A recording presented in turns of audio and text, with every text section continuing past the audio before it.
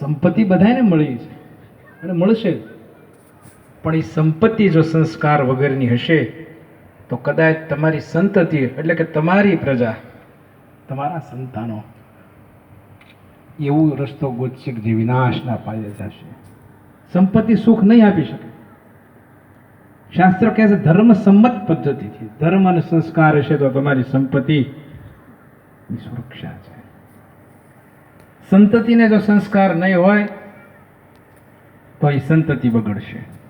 આજનો આ ટેકનિકલ યુગ, આજનો આ મોબાઈલ નેટવર્ક, આજનું આ બધું જે કાંઈ થઈ રહ્યું છે એ ક્યાં સુધી પહોંચશે આપણને ખબર નથી. અને એટલા માટે કથા થતી હોય, ભજન થતા હોય, કોઈ સત્સંગ હોય, કોઈ સંતવાણી હોય, એને આજના આ બધા વડીલો માતાઓ કથા સાંભળતા જ હોય છે.